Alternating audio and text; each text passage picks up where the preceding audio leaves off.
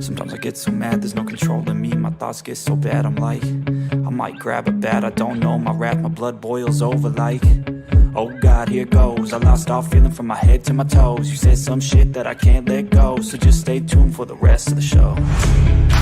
So have you ever felt betrayed? Switches how you see things, realize something needs change. Cause I know you got me fucked up, let me show you what's up. Cause enough is enough. I'll take a face full of pavement just to make a statement. I know there's no turning back. Oh God, adrenaline wasted, so mad I can taste it. I know there's no turning back. I'll do what it takes, I ain't making mistakes like that. I'll put it on your face to make you go take it back. I'll lose my shit, I go crazy when I'm mad.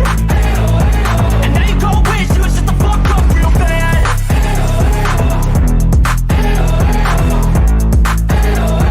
And now that I'm gone, yeah, I know there's no turning back.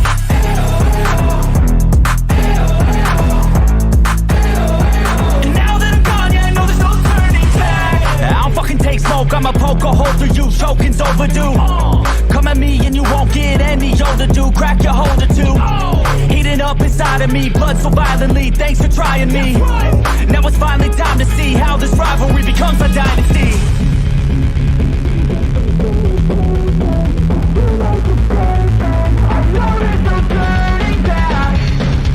Oh God, adrenaline wasted, so mad I can taste it. I know there's no turning back. I'll do what it takes, I ain't making mistakes like that. I'll put it on your face to make you go take it back. I'll lose my shit, I go crazy when I'm mad. And now you go wish you would shut the fuck up real bad.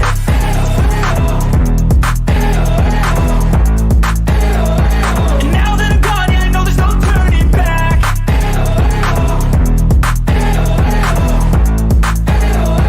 And now that I'm gone, yeah, I know there's no turning back. PIpebomb Radio NYC welcomes you to the 2021 SummerSlam Preview Show. Sponsored by Raz Energy, DreamControllers.com, and Steiner Sports.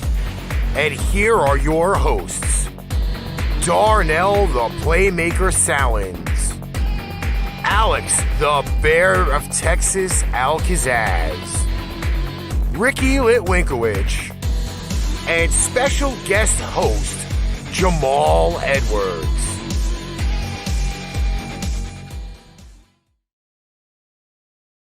What is up, everybody? Welcome to PIpebomb Radio NYC's preview show of the greatest party of the summer, SummerSlam 2021.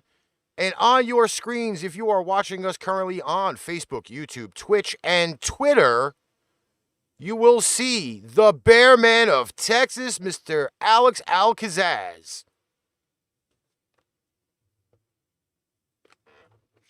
And as really promoted so much, for the first time ever, the collaboration of Give Us a Shot Network and PIpebomb Radio NYC, I introduce to you the man, the myth, the legend, the Facebook felon, Jamal Edwards.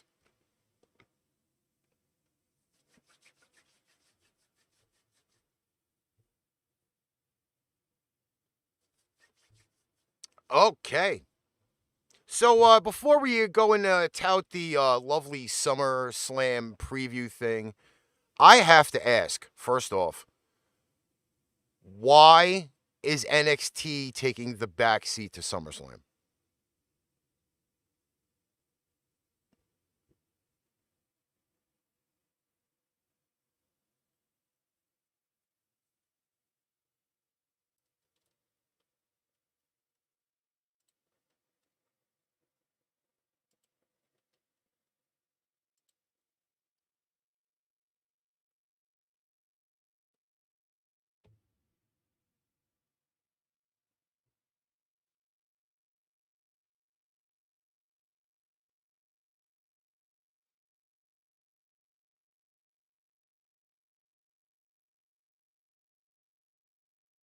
Really?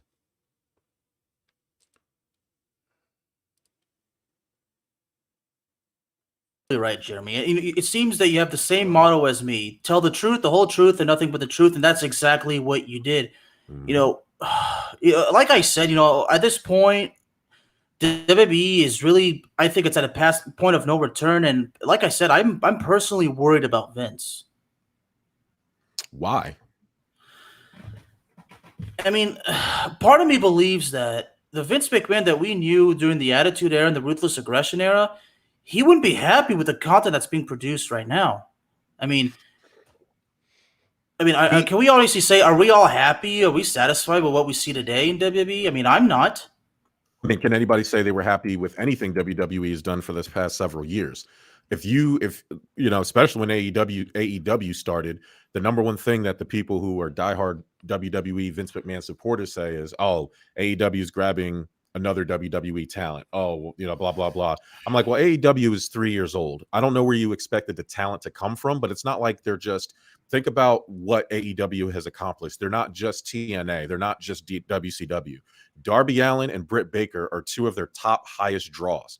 They're most over talent. Those are homegrown talent. What AEW is doing is taking the worthy Christian, Mark Henry, Big Show, Sting, some of these guys who have been around to help bring up the new guys. CM Punk, the glorious return of CM Punk yesterday. He said it in his promo.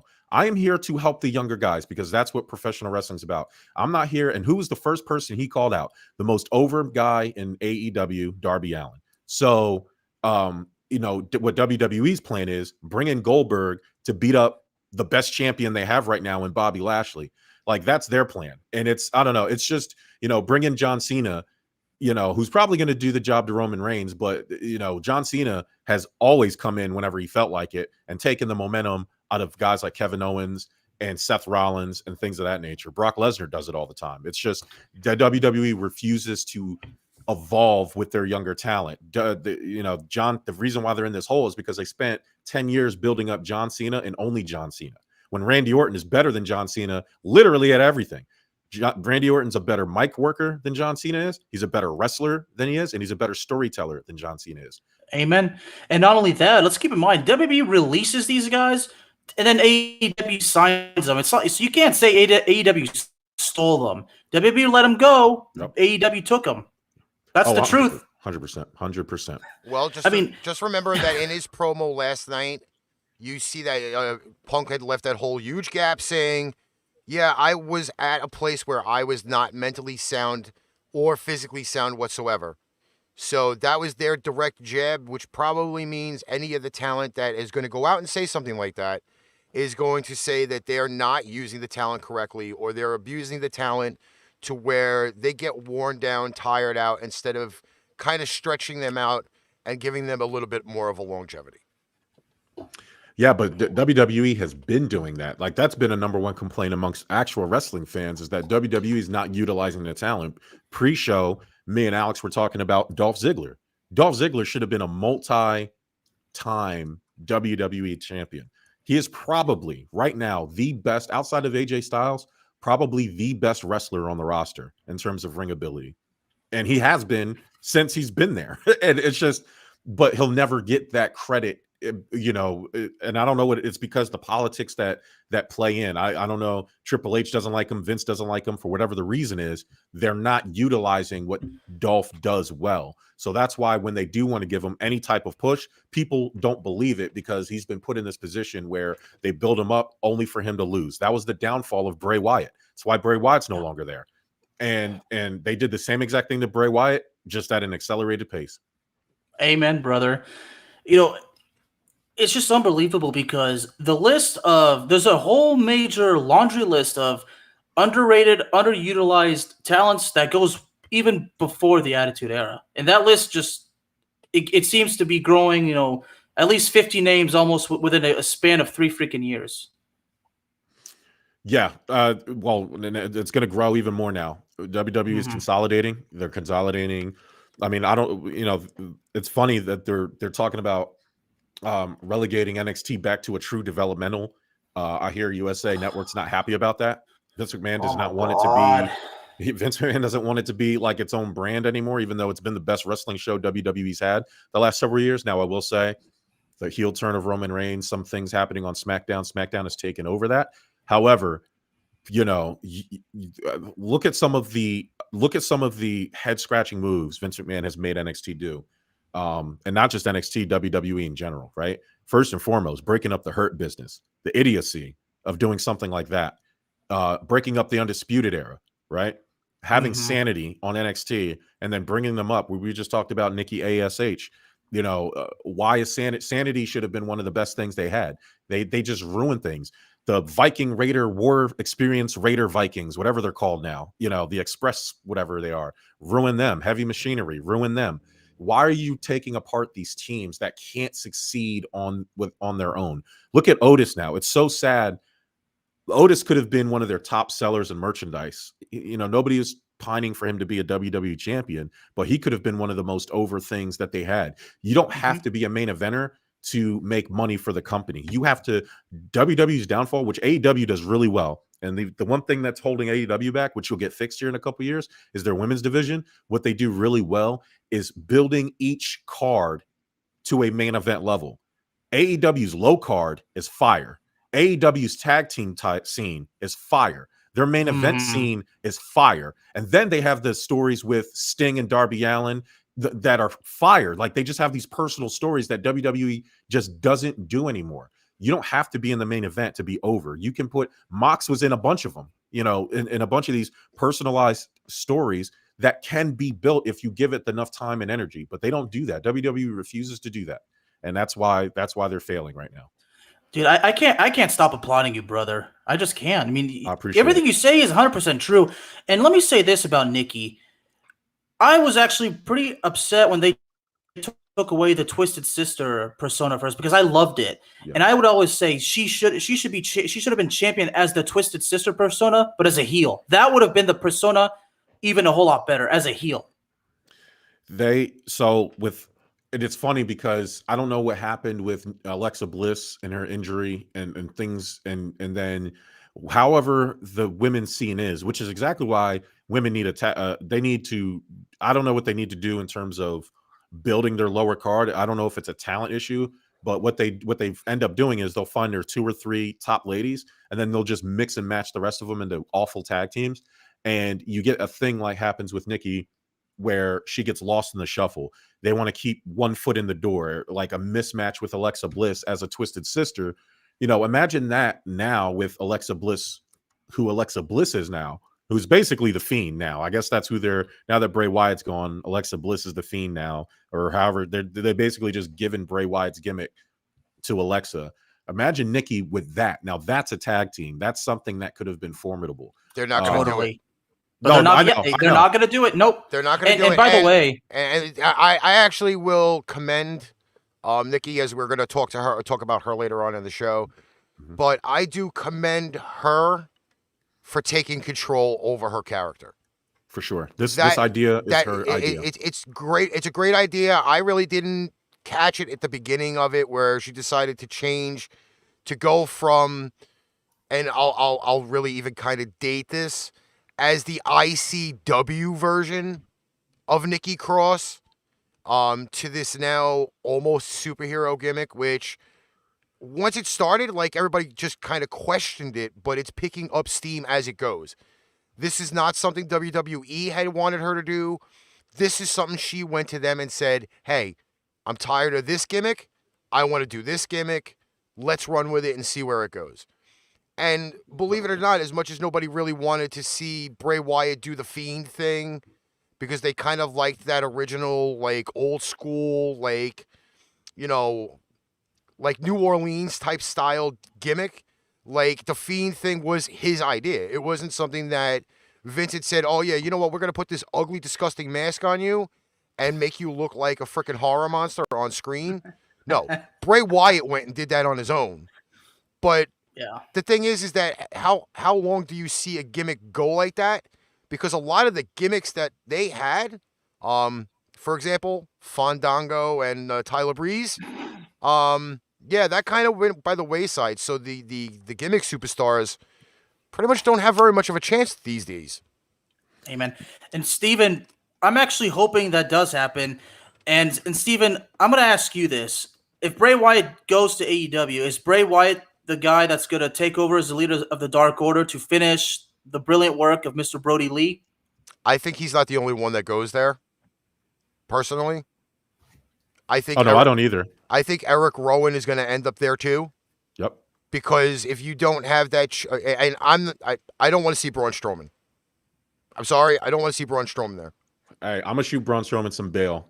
Ever since he stopped being Fat Strowman and started actually working on his body and shaved his head, I love Braun Strowman. And this is the issue that I have with WWE with some of these characters.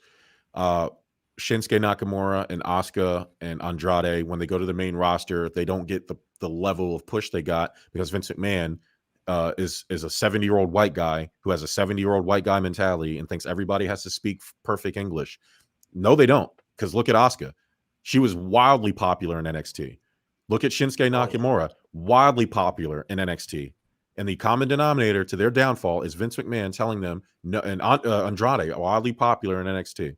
Common thread is Vince McMahon and your stupid ideology that you have to speak perfect English to cut promos. No, you don't. Chris Benoit, I know not allowed to say Chris Benoit's name, made a career of not talking to nobody, going to the ring and kicking your ass. Goldberg, with the lack of wrestling ability, became one of the biggest stars in the business because he didn't talk. He walked to the ring and kicked everybody's ass.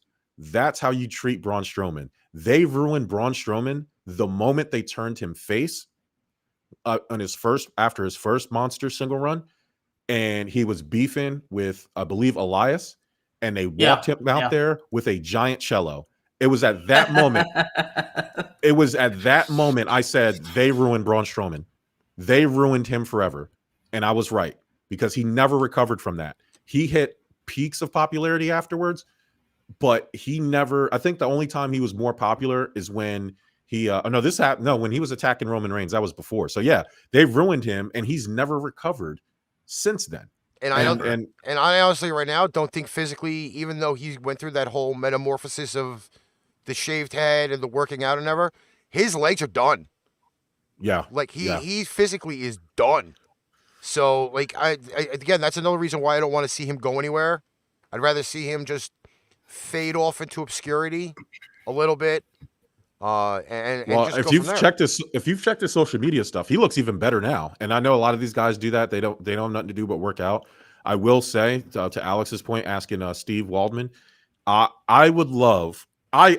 do believe Bray Wyatt is destined to debut in AEW and take over the Dark Order and make them what they were supposed to be when Brody Lee was there. I would love to see Eric Rowan, even if it's for a short while, Braun Strowman and Eric Rowan join him to popularize that again and have them to help, because John Silver is probably destined for a great singles run.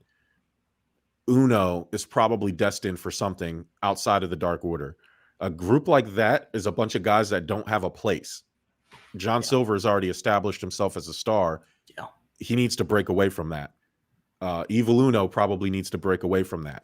I would rather see Evil Uno and Stu Grayson go back to what they originally were when they got to AEW. I'm cool with that too. The evil ass kickers that didn't give a shit about who they were in front of or what challenge that they had. I would run. I don't want to see the nicey nice face version of that team. I want to see the heel version again.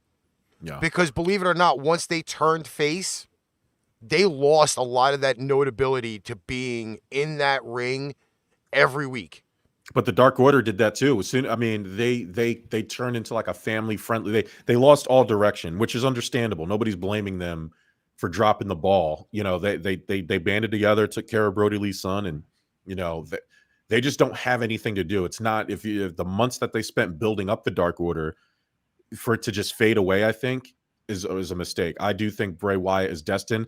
The Braun Strowman thing and Eric Rowan probably more likely than Braun Strowman, but I would like to see them honor Brody Lee together. I think that would be a cool thing for wrestling, to get them three in the Dark Order, even if it's for a short while, and then Bray Wyatt can do whatever he needs to do with the Dark Order from there.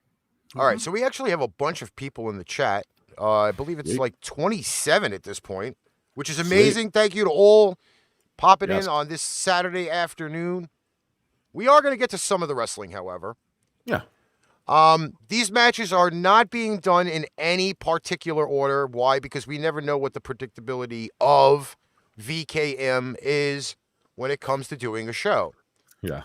So the first match that we're going to talk about on the docket today, Alexa Bliss versus Eva Marie. Normally, I would say for myself, this is a bathroom break. Is this even going to be on the main card? Unfortunately, I believe it is going to be on the main card. Mm. This is pretty much going to be a squash. I'm not even going to lie to you on this. That Eva Marie's return to Raw is not exactly what anybody planned. Right. We actually were all led to believe that she was going to be an actual wrestler this time. And shout out to Brian Kendrick for training this non-active participant in WWE. Really, I have a feeling that this is just going to be one of those ones where you're probably going to see a lot of outside interference. And Doudrop, who's formerly Viper from ICW, I don't know why they didn't just bring her in as Viper, and Doudrop is like probably one of the most horrible names on the planet. Yeah. But your outlook on this? Okay. Looking at it, Alexa Bliss probably needs the win to establish her character and to just establish her as a dominant woman. However, they've put a lot of time and a lot of energy into this Eva Marie Doudrop thing. They've given it a lot of airtime. And I would say if they were trying to establish another woman, I think Eva Marie is a shoo-in to win this match, and it's only because of Doudrop being there. Probably see a finish where Doudrop does something to get the ref's attention to get thrown out of the match, and in that confusion, the small package of death is utilized by Eva Marie because it's probably the only wrestling move that she can, confidently execute. And then you win with a small package, 1, 2, 3, and it'll be like, oh, she cheated or whatever it is. Not a straight up clean victory, but a cleanish victory. Alex? I have to agree. I can't see Alexa Bliss winning the match. And, like he said, Doudrop constantly interfering. Alexa Bliss may pull a comeback if she's being squashed at first. But the way I see it, the way I envision it, with the way they've been building Eva Marie, I can't see Alexa Bliss winning. But, you never say never, but this is just merely how I see it. In a perfect world, you really do want to see Eva Marie lose because at this point, the focus really should be more on Doudrop than it should be on her. And 100%. Maybe the fact should have been that when they brought Eva Marie back, she should have just been a manager. Because that's all she's really good for.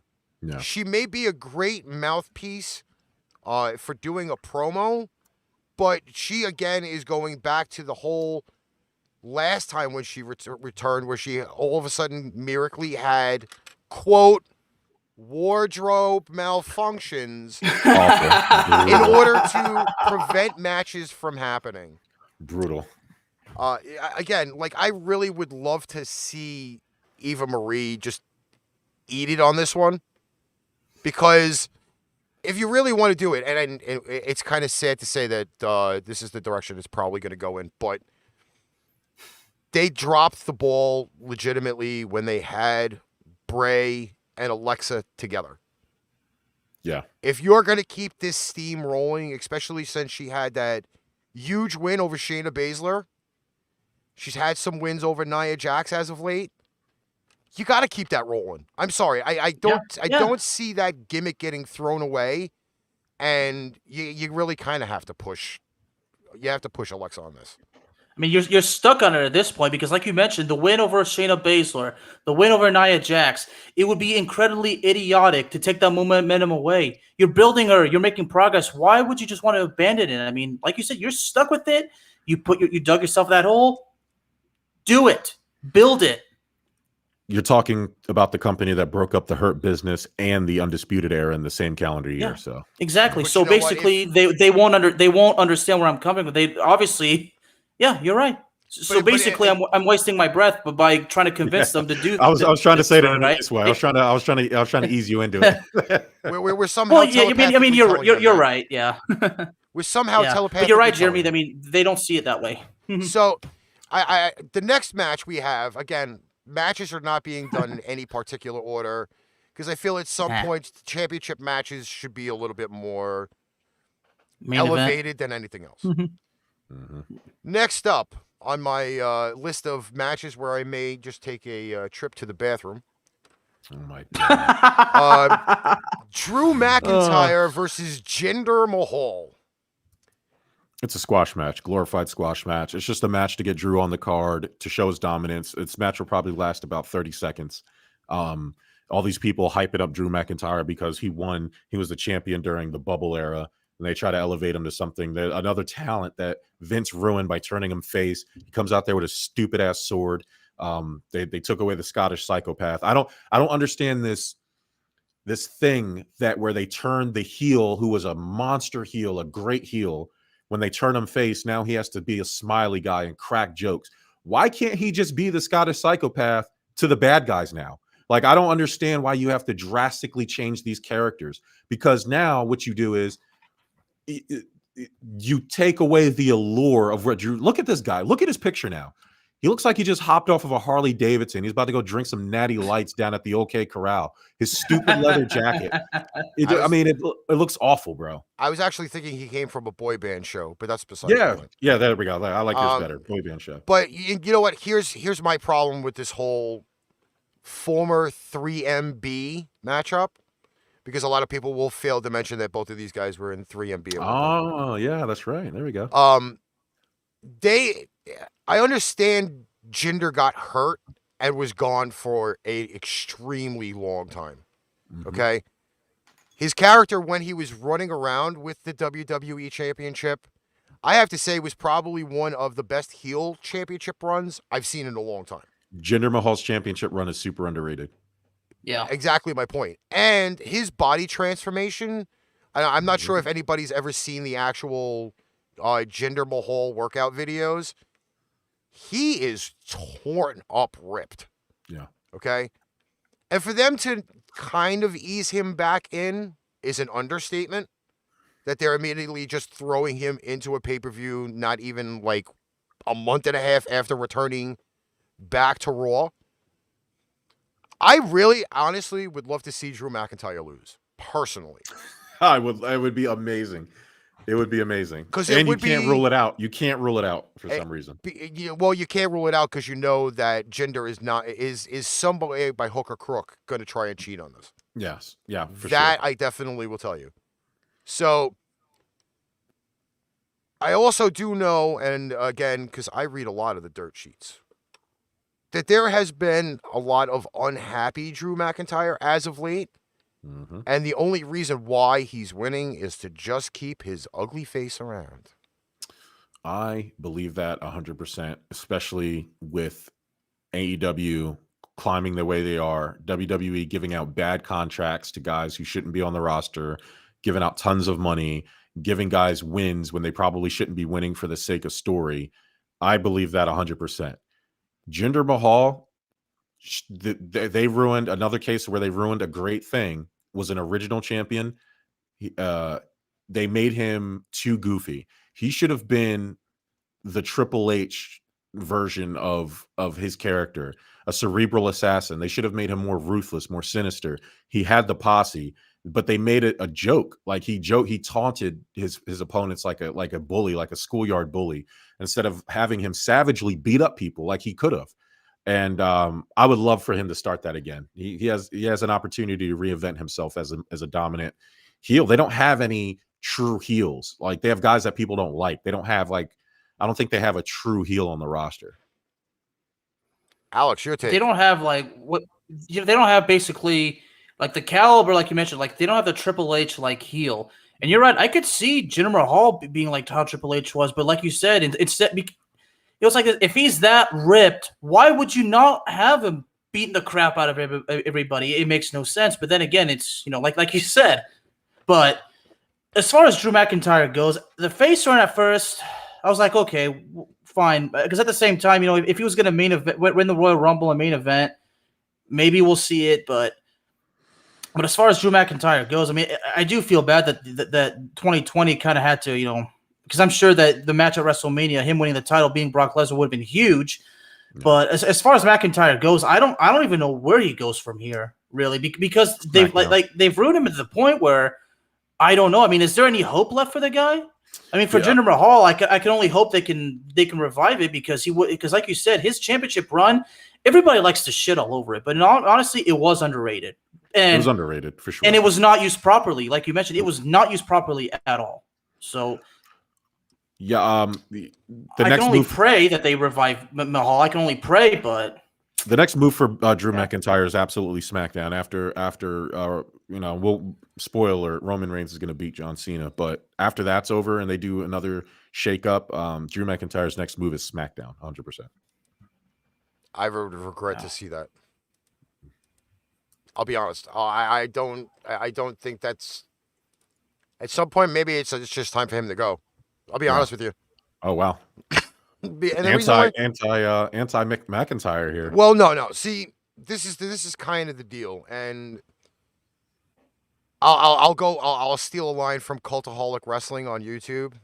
Vince likes big, sweaty men. Okay? He does. He does. So if Drew's not really truly happy, I mean, obviously they screwed him over 3 or 4 times against Lashley for the title. Mm-hmm. He's not getting gold anytime soon unless it's going to be mid-card. Let's be honest. Drew McIntyre has had his main card run. He's done with that. It's evaporated. I honestly will tell you, he does not see himself being a mid-card guy. He's always wanted to be the top level thing. Mm-hmm. Chosen one. Exactly the point. But that chosen one thing has well expired like bad milk. Okay? Yeah. Well, it's been gone for 10 years, so. McIntyre, when he got released the last time, and this is going to be dating some really good wrestling history here. Okay? 2014. He left. He went to TNA. He was running around on the independent circuits over in the UK. WCPW. He was at ICW. He went back to all of his origin. That's what got him back to WWE. Because they saw the pop that he had. Mm-hmm. That pop is gone. Yeah. He's going to pull a Jericho. He's going to go out and he's going to find a spot that can rejuvenate the career. Does he have the creativity for it? I don't think so. Personally, I think that's going to have to something that is going to have to be spoon-fed for him. But to be honest, he has the talent. But I think to your point, he has the talent to do it, though. But he did it already. The gimmick is the part, though. Like his character's got to change. But as Drew Galloway, he already did that. And that's why it brought him back to the WWE. That goes to our pre-show discussion with letting individuals be individuals.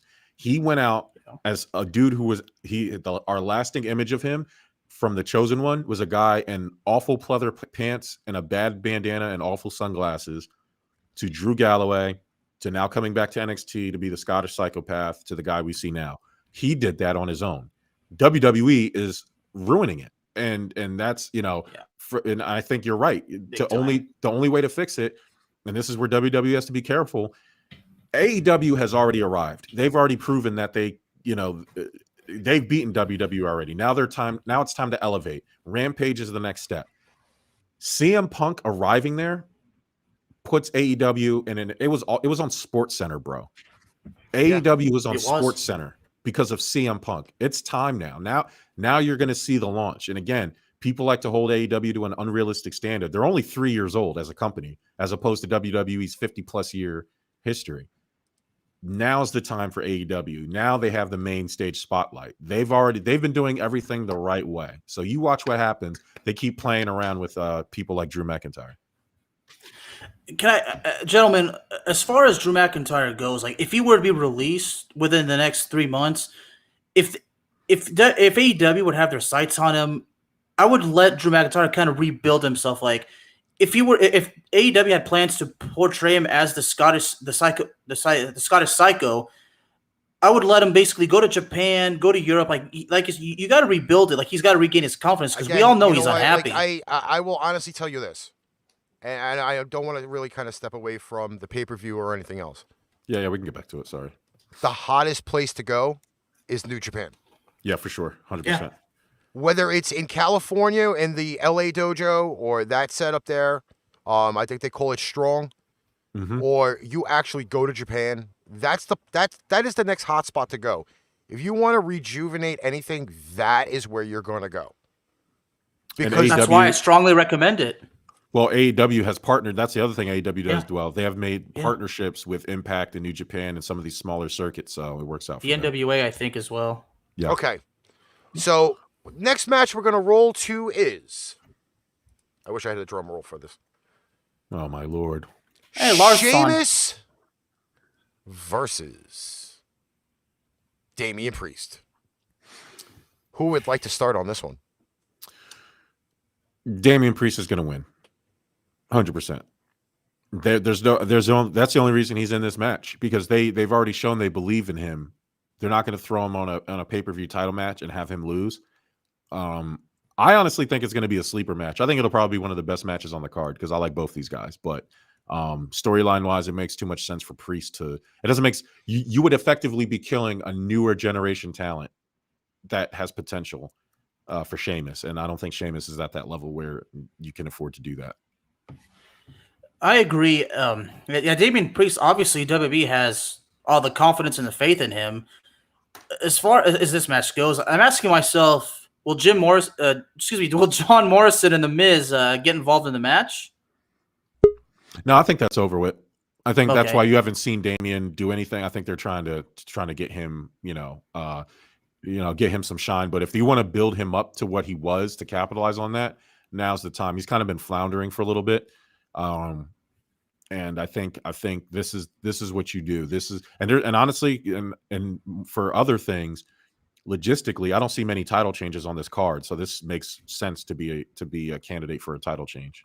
Well, this may be the only title change that has the best potential. Well, sure. let us just say this though, because again we have to compare to the other company.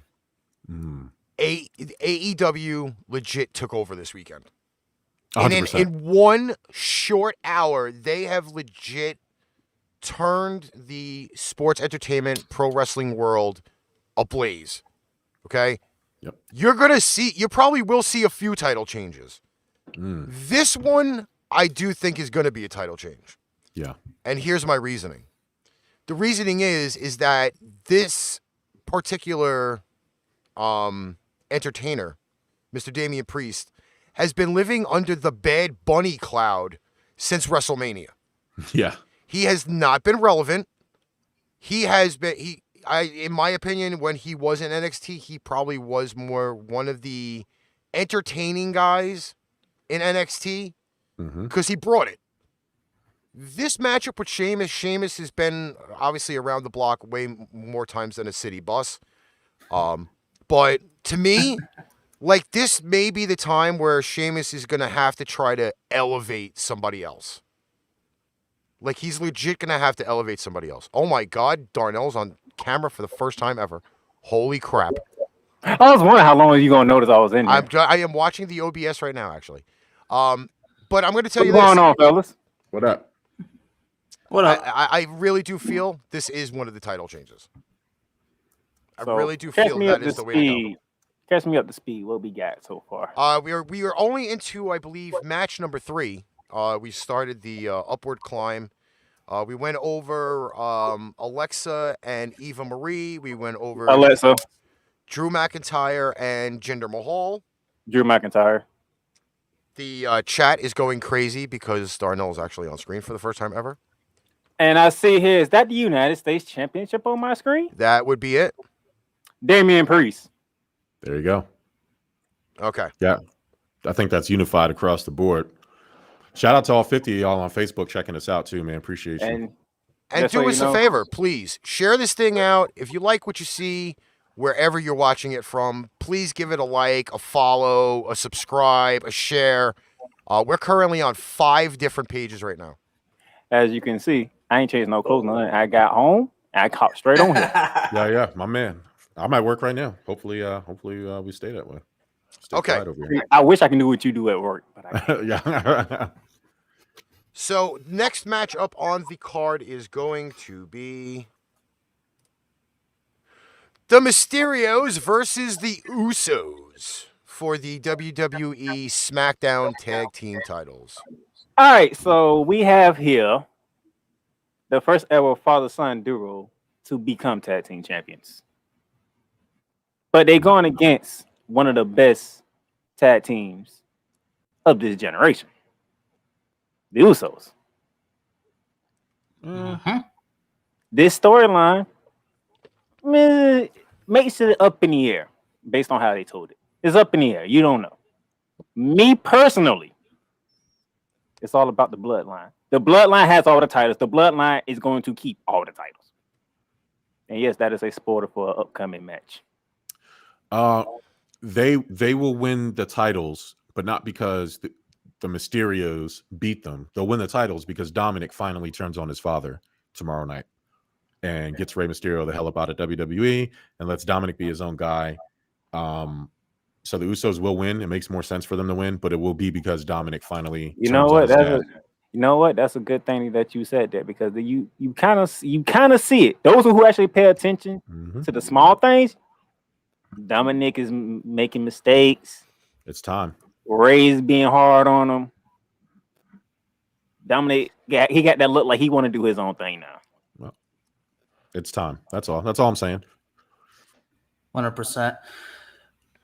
I have to go with the Usos on this one, and it's a great point how Jeremy made that. You know, it would be a hell of a storyline to see Dominic Mysterio turn heel, turn on his dad, but right now, you know, with the bloodline, you know, dominating with the titles, I can see the Usos retaining. But what I would love to see is I want this match to go a good at least 10 minutes, have some high-flying action, resilience on both sides. Like we want some classic tag team thrilling kind of match. So you just want to repeat of the last time they fought. You know, we all want a good match, don't we? That was a good one. I think this is impossible to not have a good match, but what this match needs is a good story, and the best story to possibly come out of it is Dominic turn. There's no other story to be had. They're not going to kick out Jimmy because he can't stop drunk driving. You know, they're not going to kick him out of the bloodline. Like, he's too important to the story. Rey Mysterio is a legend. The only person that can gain anything from this match, from anything, is Dominic, and the only way he can do that is if he turns on his dad. First off, I will say this, that I am not happy with the way that the Mysterio is portrayed in this picture. Yeah, he looks goofy. If I were to say anything, why is there an echo? Somebody has us coming through speakers and not headphones. See, that would work. Exactly. So it actually, I would go with a true pipe bomb on this. It looks like somebody's fondling his balloon knot in the picture. Yeah. Obviously, this is going to go Usos. I do agree with the heel turn with Dominic, but I don't see it happening now. And the only reason why I don't see it happening now is that there truly is not a bigger stage coming up until Survivor Series for that turn to happen. If you really wanted to kind of see like any of that turn happen, unfortunately, it should have been when Aaliyah was in the picture, when you had Murphy in the picture. Then I probably would have seen some type of turn that early. But for it to not be on a stage like, let's say, Royal Rumble or even WrestleMania at this point, the seeds are there. It's just that I think that turn would be too early. It has to be early because CM Punk debuted last night, and they have to do some crazy shit. And this is one of the craziest things they can do. I really think that it wouldn't happen here, though. I think it's going to happen with something else a little later on in the night. Gotcha. I mean, I would probably love to see them be the 2-time father-son tag team champions. Obviously, it's only been done by them ever, but you're just going to keep the Usos strong because of the storyline. I just don't think there's any portrayal with it. Copy that. Okay, next up on my lovely. You know what? I'm just gonna get this one out of the way. Please do. Oh, because I'm here now, you can get it out the way. No, I'm legit gonna get this one out of the way because the sentiment is always gonna be there. Because we're I knew scared. it. I knew We're it. all- That's we're why I all- said that. We're all scared, aren't we? No, we're not all scared because this is I knew it. This is the See? biggest BS that has been happening for the last 3 years. Okay? It's the biggest BS in 3 years. I will throw up in the middle of frickin' Madison Square Garden if Goldberg wins this match. And we are talking currently about Goldberg versus Lashley. Goldberg. Gentlemen, if I may, Goldberg. I gotta say this. If Bobby Lashley jobs to Bill Goldberg, I will lose it. I will legitimately be unhappy because this is not right. Listen, guys, have a little bit more faith in the Almighty. Has he not cast aside any doubt you may have when he beat Drew McIntyre like 16,000 times in a row? Has he not cast aside any doubt in your head as he comes out every week as the best champion on the WWE roster? There's no way. Goldberg is literally there to sell tickets and no other reason. And to give Bobby a big name. There was nobody else on the roster right now that isn't busy that Bobby could face at SummerSlam that was worthy of a WWE championship match. So they throw out a big name who's already under contract that can afford to take a loss because it doesn't matter. And it makes the Almighty even stronger. It'll be any typical Goldberg match: spear, jackhammer, kick, spear, and then that'll be it. Bobby Lashley will finish him off. I would love to see Bobby Lashley just dominate Goldberg. But this is just a path for Bobby Lashley to beat Goldberg. That way he can jump to Brock Lesnar at WrestleMania. That's all this is. Goldberg. Enough. Goldberg. Goldberg wore shorts. Because Hey, Bobby Lashley's been so impressive. So. check me out. Goldberg has won. Goldberg won shorts. He wore shorts. Baggy. I wasn't done. Okay, go ahead. I'm picking Bobby Lashley. Yes, a shot. Oh, yeah, because y'all know I'm Goldberg friend. I'm picking Bobby Lashley. You know why I'm picking Bobby Lashley? Because it doesn't make sense for Goldberg to win.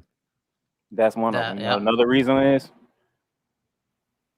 Bobby Lashley is the actual push. Goldberg's not the push. Bobby Lashley is the push. Wait. Are we totally realizing the fact that, again, WWE does not have the talent to make an actual great match with Bobby Lashley? Not right now. There's nobody else on the roster that isn't currently and guess what? Doing something. I believe somebody was on the Book and Skull session not too long ago. Oh, that would be the almighty WWE champion. But again now, like, how many times, and this is also going to bleed into another match that we're going to be talking about next. Okay? How many times are we going to be fed with the fact that we're only bringing in all of these Hall of Famers or old timers for a pop? It gets tiring. I'm not even going to joke. When I was younger, question for you though. I absolutely loved Goldberg. I loved the whole kick-ass freaking attitude with Goldberg. Since you said that, but guess what? Can you say the same thing about Sting? Hell yeah, you can say the same thing about Sting. You bugging. But you know exactly. what? But here's the difference between Goldberg and Sting. Okay? How many matches has Sting wrestled in AEW so far since he's shown up? About 3. A bunch. A bunch. 3. No, he's fighting every week, sir. He fought yesterday. Yeah, well, he's fighting, and he took a big bump. He's fighting outside of the ring, though. Majority of the time, he is there just as that little push for Darby Allin, like the mentorship. Okay, the problem that we see here is we already know as an outcome that you're already gonna just have Goldberg in there, and I'll put a prediction on this. That match doesn't last 5 minutes. You have just legitimately wasted card time on a guy who's 53 years old, should not even be in the ring, period. But who's Bob Lashley gonna face? All right, so I'm glad you said that, give him Ricky. the push that he's gonna get when he beats Goldberg. Ricky, so AJ, look at the Raw roster. Is honestly one of the worst rosters I've seen in wrestling. I mean, AJ Styles is the biggest name on the roster. He's the tag, and he's in a tag team matchup. There, I mean, all right, I'm going to go through all the men: Akira Tozawa, Angel Garza, right? Byron Saxton, Elias, Drew McIntyre. The first three names you said, where are they? Besides Byron Saxton, 24/7 title. 24/7, whatever. All right, John Morrison, Keith Lee, bum ass Keith Lee, Mace, Lince Dorado, Omos, R-Truth, Mustafa Ali, Mansoor, MVP, Shelton Benjamin. Randy Orton would be the only guy. And I mean, Randy Orton is in the tag team matchup. And he's in the tag team matchup. So it's like Randy Orton is the big, him and AJ Styles are the biggest names, and then the Miz is hurt. There's nobody. Is the Miz really hurt? Because he ran the hell up out of there. No, he's not. Well, it doesn't matter. It doesn't matter. He hasn't been on TV, so you couldn't. Hold on. By the way, couldn't throw him in the title. Miz out because guess what? Bobby likes to beat the Miz for the title. All right, there you go. So there's nobody on the roster, so you have to get a legend. You can't. Triple H is too out of shape to do it. They don't have anybody. They barely have any legends. I don't even think Triple H wants to get back in the ring no more. Here's where this is where the whole thing has got to turn, and this is probably one of the most creative goddamn ideas, and this is why I should be actually working for a fucking company like this. Okay, you had an opportunity, but you ain't take it. No, I got turned down. Anyway. You currently have a situation right now where you can actually break the bank with this. Okay? And I'm not saying cashing in Money in the Bank, which obviously could have been an option. Mm-hmm. It could be an option because you're already saying now at some point you are going to be shaking up rosters. Hell, have fucking Big E cash in at one point. Take advantage of it because you're only going to be looking at that sometime down the line. Because you're going to take Big E away from SmackDown, because you're not going to want him against Reigns, and you throw him in against Lashley. Or better yet, you want to make somebody really fucking happy? Throw in Adam Cole. Yeah. Everybody's bitching about how bad the Raw roster is. You got guys in friggin' NXT who you're probably going to fucking disband anyway. You throw me in Adam Cole. Dude, I want to see that shit in the fucking worst way possible. Okay? Yeah. I want to see, you know what? I wouldn't mind seeing a Kyle O'Reilly come up and fucking shake things up big time. You got all of these guys that came in that you made so big in NXT. You already shit on Keith Lee, which I think that's a freaking bad thing to begin with anyway. Health issues or not. Why are you not doing this? Why are you not? First off, Keith Lee should have been built up a lot better than he was when they brought him in. Bring me an Adam Cole. Bring me a Kyle O'Reilly. Bring me somebody from NXT that's already been there. I don't want to see Karrion Kross. That's a loss at this point. Because you've already shit on him 3 weeks on fucking Raw. You know what else pisses me off about that? You know what would have been awesome? A match for Bobby Lashley, and this wasn't possible up until it was possible since he went over to NXT. Why is Samoa Joe not fighting Bobby Lashley here at SummerSlam? He's already cleared to wrestle. Why? They fire him, and then they bring him back as a general manager for a week. I'll answer it like this: Who runs Raw and SmackDown? Oh no, I know why. No, we had a whole pre-show, and we know why. I'm just saying it doesn't. Like, you have Goldberg to put butts in seats. You diminish his legacy, and their logic is you really don't diminish his legacy because he's like 60 and he has white hair and he wears shorts because he can't retain any muscle leg mass, and it's okay. Bobby Lashley's a heel, so he gets to beat up an old dude. But it's a much better event if you have a guy like Samoa Joe or, God forbid, a Keith Lee, who, even though I hate Keith Lee and I don't think he's worth anything, but if you build him up properly, that would have been a better event than to see Goldberg, who can't even execute moves. To answer your question about Sting that you asked earlier, the difference between Sting and Goldberg is that Sting can actually wrestle. He was an actual wrestler. Yes. And people appreciate that. Yes. Thank you so much for saying that, Jeremy. Thank you. Because I've been called an idiot for saying that Sting can wrestle. I'm like, guys, you're seriously. Right. But guess what? We're going to have the same conversation whenever Brock Lesnar comes back. Brock Lesnar actually can wrestle. Speaking of Brock Lesnar, but guess what? We're going to feel the same way that y'all feel about Go. You feel about Brock Lesnar. Let me ask you how people are. That's how people are. I beg to differ on that. It's going to be a topic for another show. Yeah. But let me tell you something. The pop that you get from Lesnar is not the same pop you get from Goldberg. It No, is not Goldberg the gets same bigger pop pop. you get from Edge. Okay? Lesnar is an entity of his own. Yeah. And regardless of whether we don't see him week in and week out, from month to month that you see Lesnar show up, he will always have a big pop. Why? Because he shows up. He can actually put on a match for 10 to 15 minutes and not have an issue. Okay? And I think in actuality, you see Goldberg for how many moves compared to Brock Lesnar how many moves. There's a difference in impact and there's a difference in technical usage. And Brock Lesnar is still built like a brick shithouse, and Goldberg now looks like an old man. That's the difference. A flabby old man who sits on his rocker reading the newspaper at 4 a.m. That's the main difference. All right, what's the next match? But gentlemen, hold on. So if Bobby Lashley wins and Goldberg's out of the picture, do we expect Brock Lesnar to come soon? Yes. No. By WrestleMania. By WrestleMania. You will see the inklings by at least, I'd say we're in August, around October for a build. And the funny thing, we shouldn't have to wait this long for us to finally try to get a Brock Lesnar and Bobby Lashley match. This should have been happening. Well, in that case, they have to build Bobby Lashley. They couldn't have done it last year because Bobby Lashley isn't. Oh, I'm not talking about Lashley. I'm talking about when they both was in their prime. Oh no, yeah, for sure. Oh. Yeah.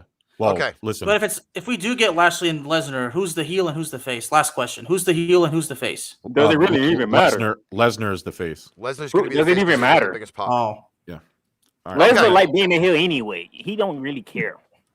Yeah, exactly. He don't care. Next up on our preview show here, we have Edge versus Seth Rollins.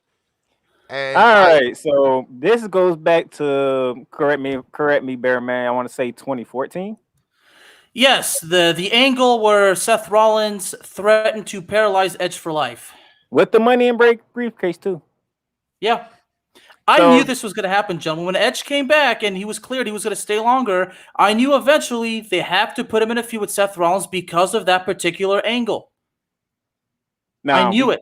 Now, we're talking about guys who can work. We have two people on our screen here who can work. I would have to say that at this point right now, Edge is on the downfall. As much as I have loved Edge since day one, all the way back, well before he got into the Brood, because he was solo before he went into the Brood.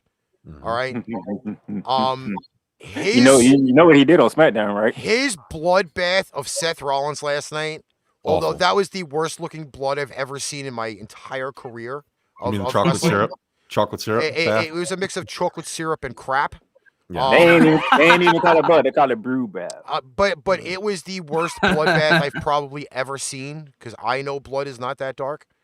That was straight black. I will say, though, that was a way to pretty much lock up this match in a nutshell. But to me personally, I have to say it, and as much as I'm going to hate to say it, Rollins is winning. And Thank you, Ricky. He is on a roll. As much as I do not like his outfits that he's been wearing, I thought the white suit was kind of fitting last night. But all white. Edge is just going to end up putting him over. Jamal Edwards of the Give Us a Shot Network, stuff about sports and a bunch of other shit that I do over there. Let me tell you something. I have been on record saying that Seth Rollins is the most overrated, undeserving person in WWE. He is the perfect example of he is a good wrestler, but he has the charisma of a cardboard box. And yet WWE continues to put the machine behind him. That is exactly why he's going to win, because ever since he's returned, he doesn't have really many high-profile wins. He got into a feud with Cesaro. He's just jumped around. Edge, as you were saying, Ricky, is at the tail end. He's in putting talent over. Let me work with a bunch of guys who can wrestle, because I haven't had that opportunity, because Edge comes from an era where everybody could wrestle. That's not true nowadays. So you stick me with the guy that can put on a really good match, and we'll put on a classic match. And then I'll do the right thing and put over the guy, because like you said, the the beef has been ongoing over time. It's time for it to move on now. It's time for Rollins to move on to greener pastures, and you have to put him over in this moment. If Seth Rollins does not win, I will be extremely surprised, because that means that this match is going to, or this feud is going to continue, which is insane, and it shouldn't. So 100%, 100%. I expect Seth Rollins to win because, like you said, you could explain it even more better. Edge at this point is, working with the guys to put him over, and of course, like he said in his promo, he wants to end his career on his terms.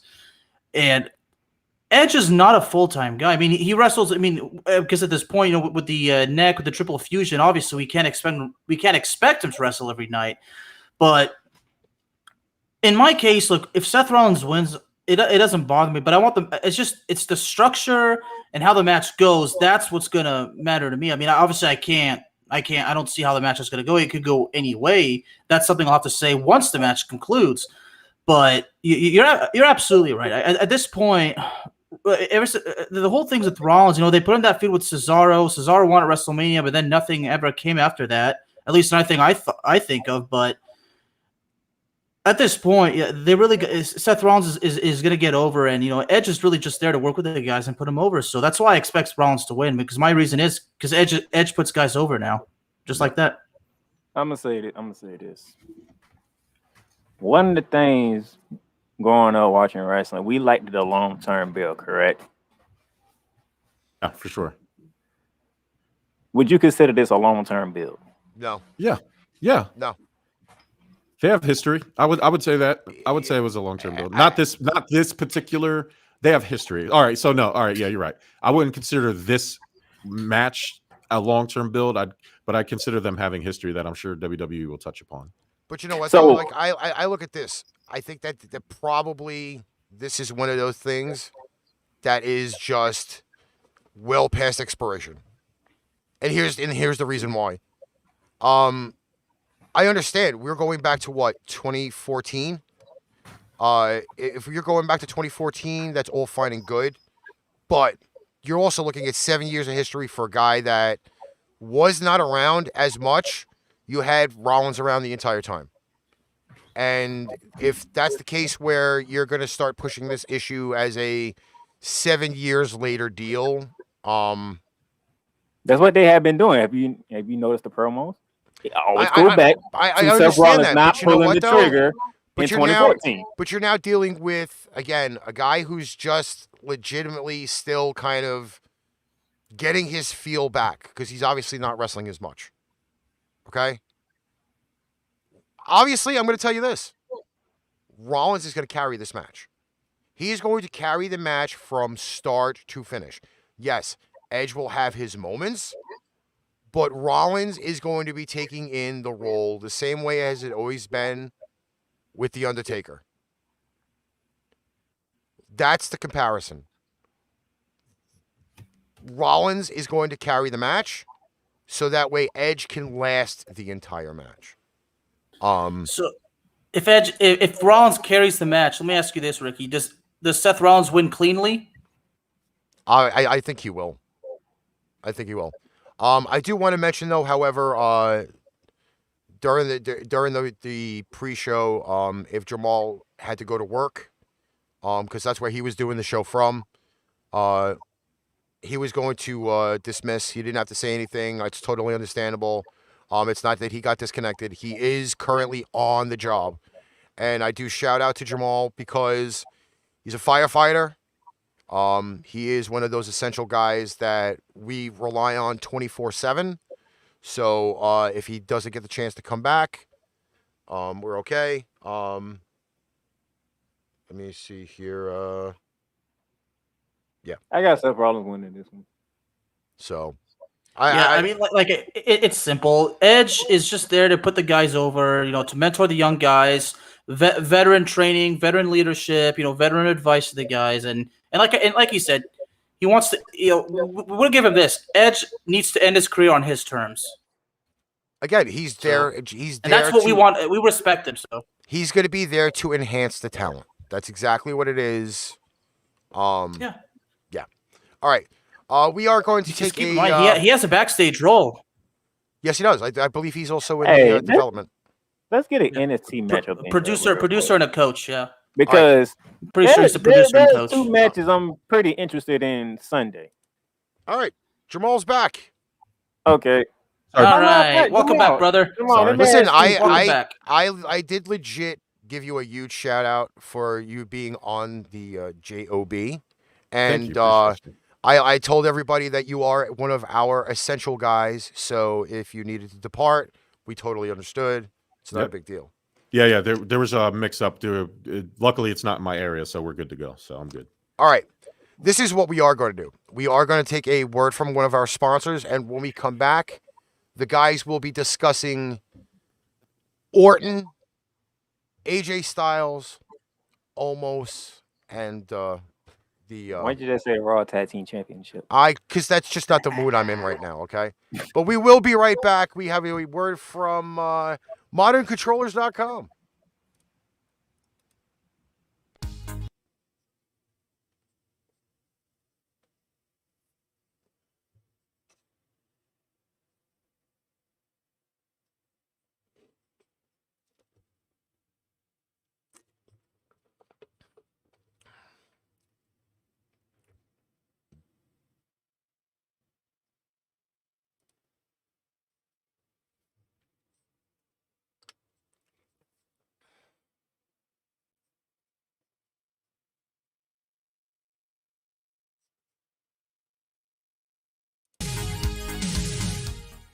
And we are back. This is the SummerSlam 2021 preview show.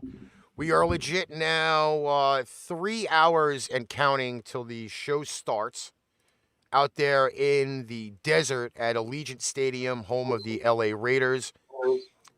Guys, I am going to actually step away for a moment, but please do talk about the Raw Tag Team Champions. Oh, so you want me to do what I do best then? Is that what you're Yes, saying? carry it while I go drain the main vein.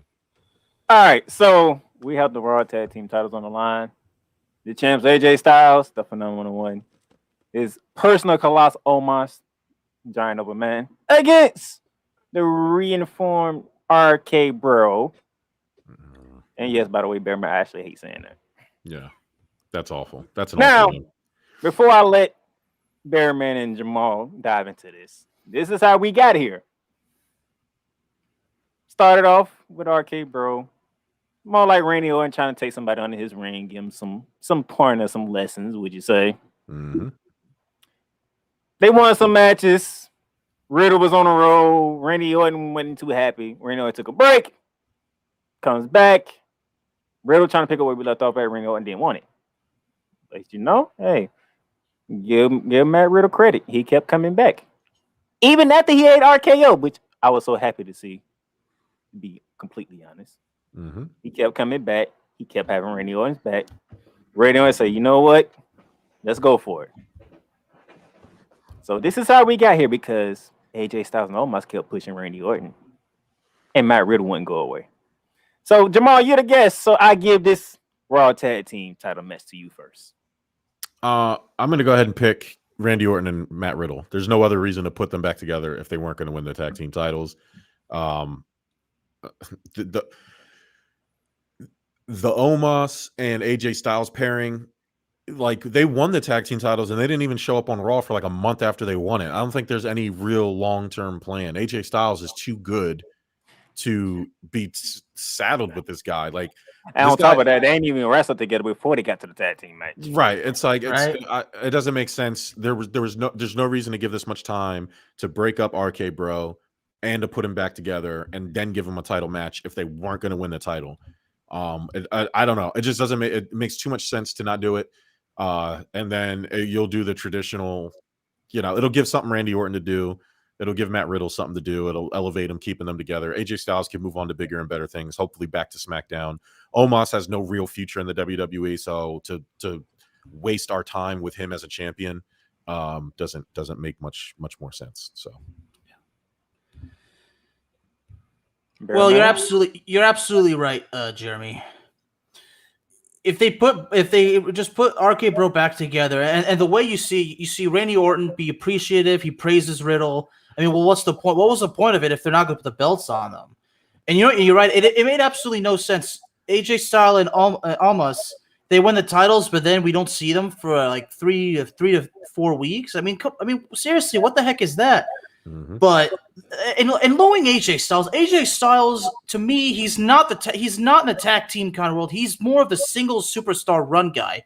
That's the way I've always seen AJ Styles, because that's how he's always been in Ring of Honor and Impact Wrestling, in Japan. Well, he was part of the Bullet Club, but I just don't see that. AJ Styles and Omos, in my honest opinion, it did not mesh. That's just the way I see. That's why how I see wrestling in a certain way. But a lot of fans will probably say, yeah, you just don't see the relative connection with those two. So I think RK Bro win the titles.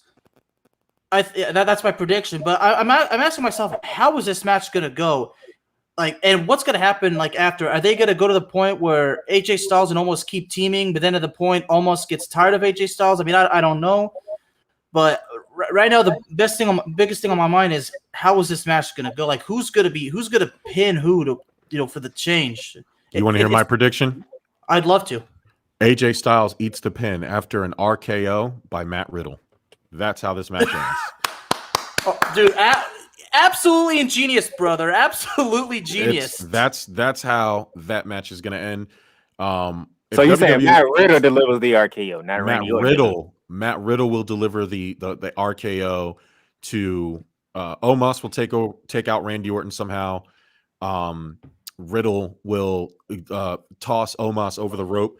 AJ Styles will tease a finish of the Style Clash where Riddle will reverse into some form of RKO, and that will be the end of that, and we'll have new tag team champions. That's my absolutely genius, Jeremy. Absolutely genius. Well, I'm going to say this because due to the lovely world of technology, while I was using the little boys' room, I do want to say, though, that AJ Styles in TNA, because I'm well schooled on this, did actually run in a tag team for a really, really long time with a guy who I give tremendous credit for even wrestling into his 50s, Mr. Christopher Daniels, the Fallen Angel. Okay. So there is tag team history there. However, as much as I would love to see Orton have another tag team title, I don't think that's going to happen. And we've obviously seen Riddle with the U.S. title run. Again, they've made him look like a blithering idiot. So I really don't see any long-term Orton-Riddle type run. As much as we kind of see Omos as not something that's going to be extremely long-term, AJ's getting up there. He is getting up there, and you see him carrying every match, which at some point is going to obviously stop because they'll have Omos do something really fantastic, because apparently he does that every time he's in the ring with some type of big power move. I don't see them changing. I really don't see the title changing. This man single-handedly beat the brace off the Viking Raiders. And that's, what, 700 pounds right there? Like two beefy, large men running around the ring? I'm like, I see why Omos is in WWE. If you know Vince McMahon, you know Vince McMahon like big, tall, strong. And you know what? At some point, though, like, as much as I made the joke earlier that he loves big, sweaty men, shout out to Cultaholic, because I don't want to steal their line. Big men don't last very long, and if you kind of look at the new case history of that, I don't see almost going maybe another 2 or 3 months before they decide to say, hey, you know what, the ship has sailed on this big bastard. Let's get him the fuck out of here. And I'll be honest, because they did that with Strowman. If you go back to case history with the Giant Gonzalez, that happened. I mean, the list down the line of the big men. Khali, for example, they made him into the love machine, so to speak. You know what? Sometimes Punjabi Playboy. Yeah, sometimes the ship just sails on these big guys.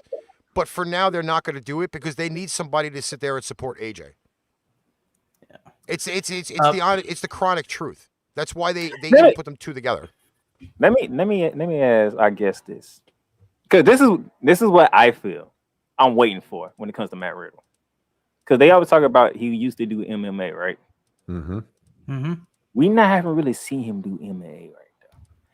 I'm thinking they waiting for the correct moment to turn him here, because I think if Matt Riddle turns here, he's going to go to another level. Turn him heel to do what, I think that's what's missing. Turning him heel can take him to the next level. You can't turn him heel if you made him look like a blithering idiot for the last 6 months. There is no physical way to say, oh, I'm going to be a dumbass, and then all of a sudden, I'm going to be this big kick-ass machine. No, sorry, that is just the wrong flip of the coin on that. They are going to keep him as the career dumbass. Yeah, he's the new RVD for sure. First of all, I just want to say, Jamal, I apologize. I think I might have misaddressed you. I might have called you Jeremy. I didn't mean to do that. Yeah. I didn't want to do the awkward exchange on air. Like, no, my name's this. It's all good. I know you're talking to me, and I know it's weird. My apologies. My apologies. All right, but Ricky's absolutely right. Yeah, with the whole thing with Riddle. Yeah, you've done this for 6 months. I mean, the way it would work is if Riddle maybe got hurt or took time off, like and then all of a sudden they have vignettes. You can't just do that change. It don't matter like that. It doesn't make sense. All right. If you ever notice, WWE is very good at turning people heel for whatever reason. They are, but in this case, they are very good at turning somebody heel. Yeah, they are, but Ricky's right. Riddle's been the chill bro dude for like 6 months. So I mean, I think at this point, since the fans kind of are fed into it, I don't think WWE would really want to change it. All right. They're using when they put a word from under you. Next up on the card, we're going to go to Bianca Belair versus Sasha Banks for the Smackdown Women's title. Can I leave now? No. Not my babies, man. This is crazy. You're asking no. Jamal, this is what happened. All right, because this is the first time you with us. Bearman and Ricky can tell you how excited I was about this match at WrestleMania. I've had dreams about these two women, not wrestling, but not the type of wrestling we're going to see. Hot oil or Jello? Yeah, chocolate. I know exactly syrup. where you're coming from. I know exactly where you're coming from. Yeah, beautiful. But check this out. Usually, Bearman can attest to this. Usually, when you win a title at WrestleMania, your first opportunity to actually lose it is SummerSlam. I have said this a number of times. Correct, Bearman? Yeah. You have? Testify. You have? They brought Sasha back, and I'm like, oh, so this is what we're going to get. Here's my thing. I don't think it's time yet. Either. This is the way I kind of look at it. If you really wanted this, feud to be a mainstay feud, Sasha would have never have disappeared after WrestleMania. Dead on. She would have not disappeared after WrestleMania. There's no reason for it. I understand sometimes you need a refresh. You take a month. WrestleMania was all the way back in April. You're looking now at August. She was gone for the longest time. And I understand, you know what? You need a big pop women's match for the SmackDown side of the pay-per-view. But this is going to be probably this is probably going to be one of those matches that really just steals the show. They're both really technically sound. They do phenomenal work together with each other, especially after what we saw at WrestleMania. This may be one of those highlight matches, but you've been By the way, Ricky couldn't stand me for that whole weekend. You've been pushing Bianca now. You can't stop pushing her now. No, not at all. That's why she's gonna win. I told y'all from the get-go what was gonna happen. I drove the Bianca bandwagon. There's no way that Bianca Belair loses this match simply because of what Ricky just said, that you spent all this time building her. Sasha Banks shows up on a random Monday and decides that she's going to get a title match at SummerSlam. This is, again, the Goldberg treatment for Bianca Belair. There's no woman on the roster that can realistically face Bianca Belair. They have to add a little bit of drama. And Sasha Banks, the only other person they could have thrown in there is Becky Lynch. And that's the only reason Becky Lynch. I'm glad you brought her up. Glad. But hold on. Becky Lynch, stop teasing us. The only reason Becky Lynch ain't in this match at SummerSlam is because Bianca Belair is going to continue to win, and she's going to continue to win up until WrestleMania, and they're not going to make a returning Becky Lynch lose to Bianca Belair. So No, totally by not. that logic, you saying Bianca Belair is going to win. you saying Becky, the man's coming to SmackDown. I don't think they might have to keep the man on Raw because Raw needs some help. Raw's women's division needs some help. I mean, whoever, they don't have nobody for Bianca. The only person they have, no, I don't care what show she's on. The only person they got is Asuka, and they're not feeding Asuka to Bianca, and they're not feeding Charlotte to Bianca, not yet anyway, and they're not feeding Becky to her. And there's nobody else that they could put on the match because everybody else is busy. I'm still voting with my girl Bianca Belair, but I love Sasha Banks though. That's the situation. I've been a Sasha Banks fan since 2015. I mean, that match when she won the NXT Women's Championship, that's one of the greatest matches I have ever seen. So I've been a fan of the Legit Boss for a long time. I mean, obviously, Rick Darnell was so disappointed when I said I believe Sasha Banks, because actually I picked Sasha Banks to win at WrestleMania. I don't know why, but maybe that's just because I'm such a huge fan. No, I'm saying like y'all. I'm like, y'all is not paying attention to what's going on? No, it's not that, but remember I explained, look, if they're gonna have, because I predicted or I teased the possibility of Bianca and Sasha Banks having a long rivalry that would last at least a year, I figured, well, if that's the plan, maybe Bianca Belair doesn't win yet, but eventually she does because they want to build that rivalry. So in that concept, they would have made sense. And what plan happened? But that didn't happen. Because Sasha Banks disappeared at first. And who plan happened? Bianca Belair won. Let us Exactly. also. Yeah, does it make you feel better to say that I got it wrong, Darnell? Does it make you feel better? They're saying I was giving y'all the info on why this was going to happen. But But I was not disagreeing. I was proposing this supposed concept of a long feud. If that's the case, that's how it goes. Let us also remember what happened at WrestleMania and WrestleMania weekend in itself. For the first time in WWE's history, all three titles that had changed were all NXT. Mm-hmm. Let us all remember that. And if you kind of look at the format going right now, you have SmackDown, former NXT. Leading into this next match that we're going to cover is the women's Raw Tag Team Champion. Women's Champion, I mean. NXT again, technically, because it's Nikki Cross. And former NXT, obviously is on your screen right there, Miss Rhea Ripley. I see the pattern coming, okay? As much as I would love to see all of the promo from ICW that I have this past week, because Nikki Cross is former ICW women's wrestler over in the UK. This is a tough one. I'll really be honest with you. This is a tough one. And my hopes and prayers is that Charlotte doesn't win.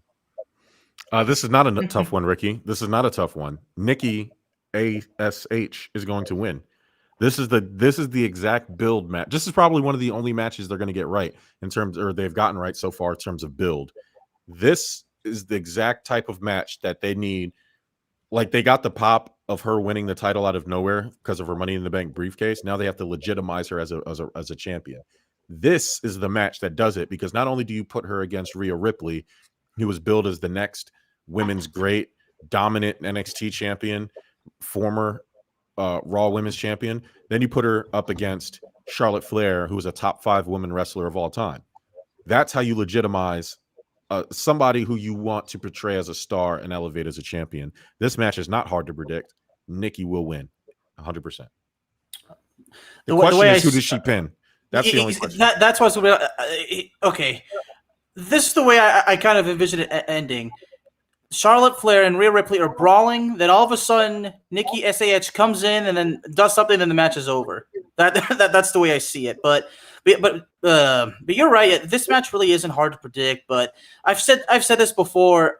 I always envisioned Nikki to be a champion, but the way I wanted her to be the champion in her Twisted Sister persona, but as a heel, not as a face. But I guess, say, well, they put the belt on her regardless. Like, okay, fine, whatever. But yeah, I think Nikki wins. Yeah, there's no question. But I have to agree with Ricky when he says he hopes it's not Charlotte Flair. I think a lot of fans probably feel that. I think a lot of fans feel that way, Ricky.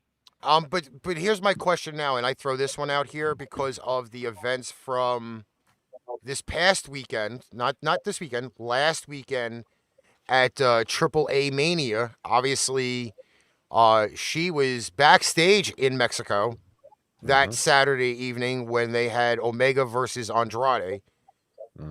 Her boo. Do we possibly maybe see this as Charlotte Flair's farewell match?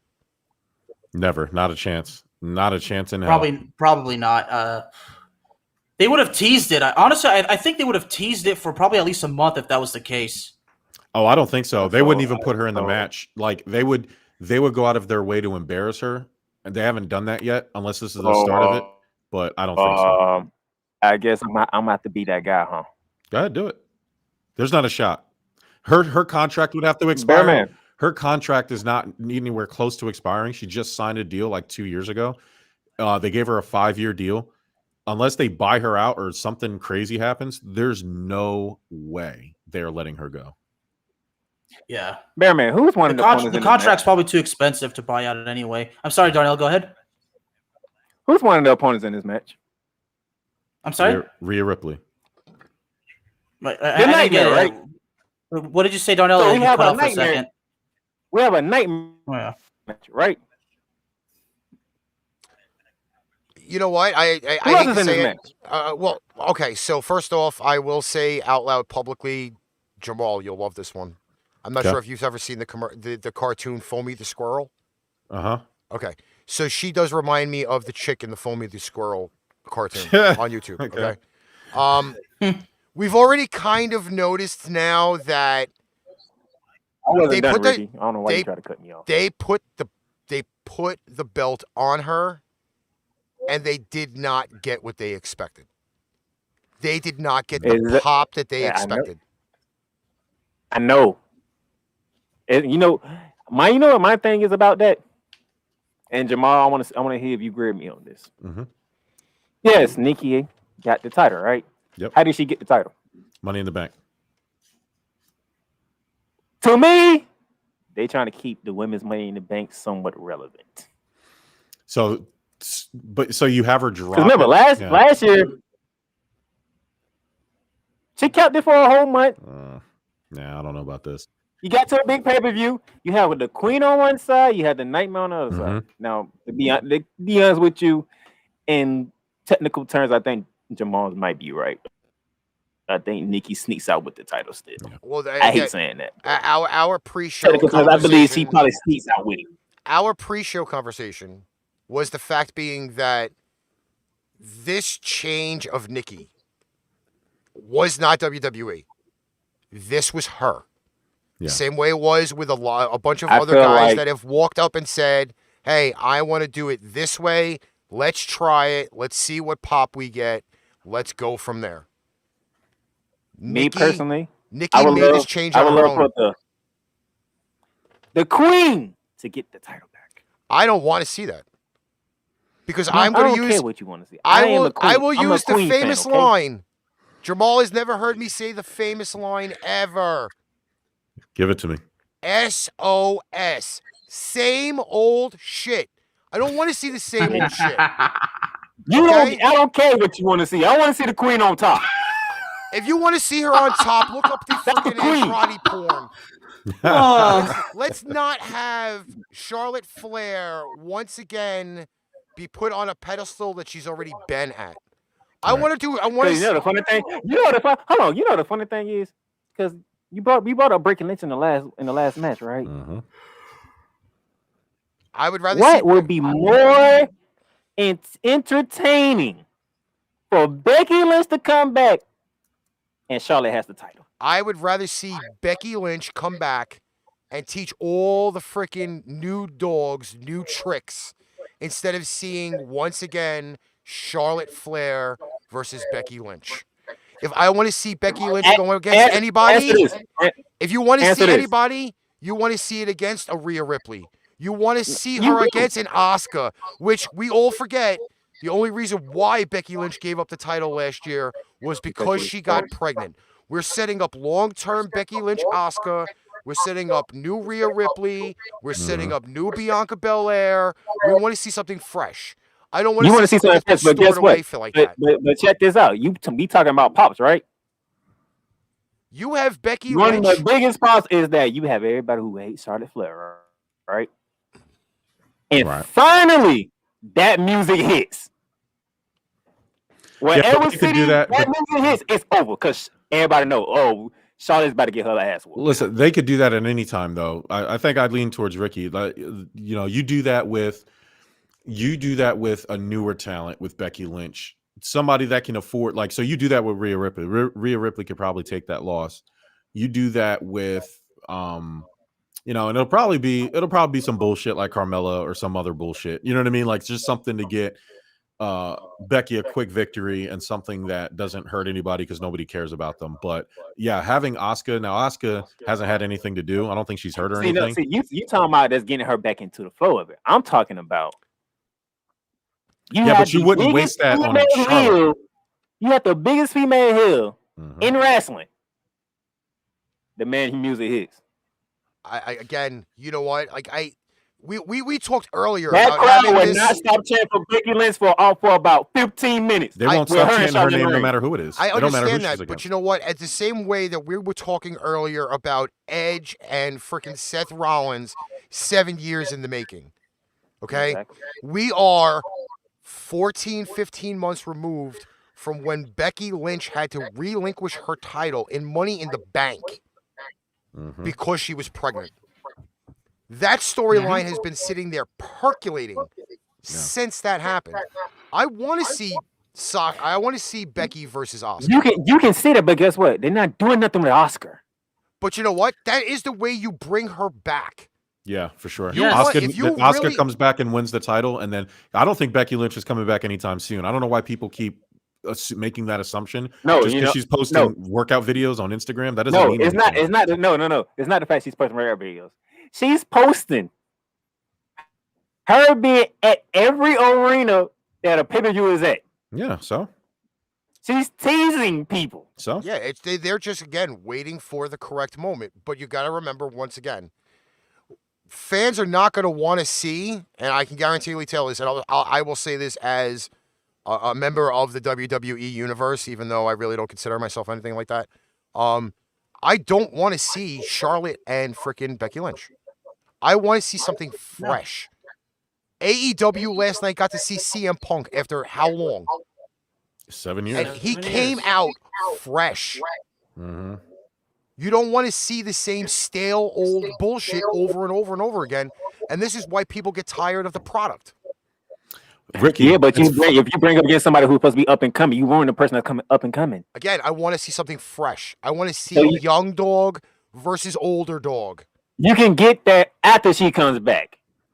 Ricky, you're setting up. You did two perfect segues into the last match. The person on top with no problem, and let that be the queen. Exactly, because Jamal, remember, this is why I said I am the pipe bomb king. You are. You're great.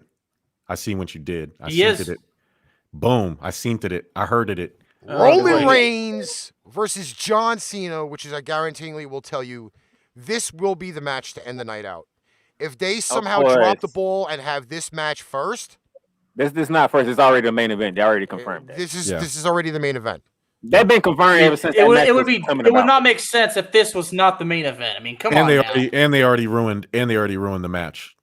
They've already ruined it with the closing segment on SmackDown yesterday before, everybody says they ruined it, but I'm like, everybody should already know what the outcome is going to be anyway.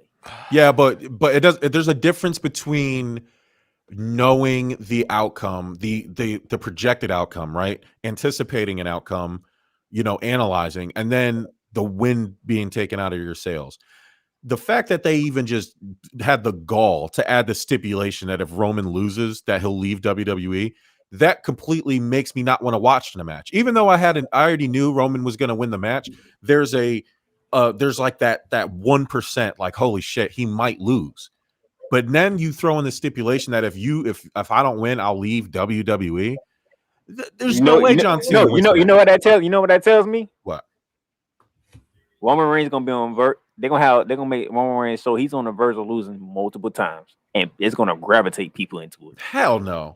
They'll gravitate the kids that don't know better, not wrestling fans. I hate to throw in this really ridiculous 12-6 curveball that's going to be said.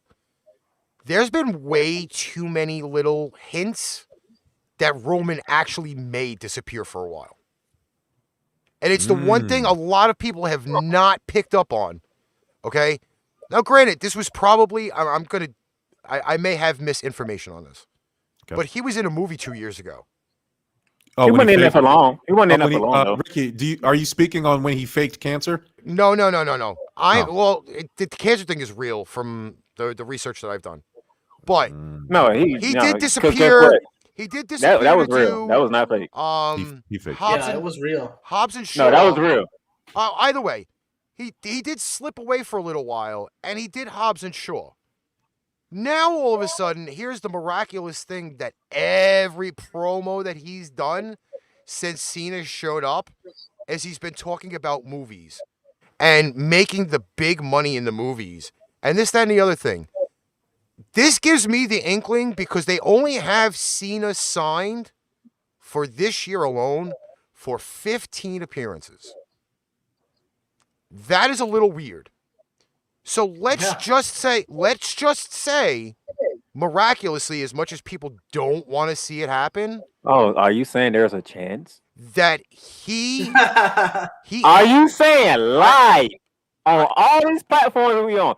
There's a chance that John Cena can break the record. There's no way. There's no. You know what? There's literally 0% chance that John Cena's beating the record. But this happening no chance right now, in hell. This happening right now may be the one thing that gets WWE decently in line with what happened with AEW yesterday. I'm not even joking when I say this. Live. Because I am saying this because 15 appearances can be carried out until the next major pay-per-view. 100%. I dig it. I dig it. However, so if you actually do put the strap on Cena, yes, he breaks Ric Flair's record. I'll be ultimately pissed off. I'll want to choke the shit out of him and everything else. But there has been way too many inklings. Wait. What is up with everybody in this damn record that nobody wants broken? You know what? It's not that nobody wants it broken. It's not that nobody wants it broken. It's nobody wants John Cena to break it. There's no way he should be a 16-time champion. If John Cena wins this title and breaks Ric Flair's record, I promise you right here on this show, I will never watch a WWE product ever again. I will never. I will unsubscribe from Peacock. I will never write or speak on my podcast about WWE ever again. I will never touch a WWE product ever again if John Cena breaks his goddamn record. It's ridiculous. It's ridiculous. You want to talk about a manufactured champion. You want to talk about somebody who's totally undeserving in wrestling to be a WWE champion. I don't care how many sick kids he's visited in the hospital and how many fat girls he's kissed in the Make-A-Wish line. He is not a good wrestler. And I don't care how many fucking top rope leg drops he does or how many sunset flips he busts out every once in a while just to prove to people he can actually wrestle. He's not a wrestler. He's not a good wrestler. He doesn't have good ring psychology. He's not a good seller. He's not a good mic talker. He just talks loud and he talks fast. John Cena is supremely overrated.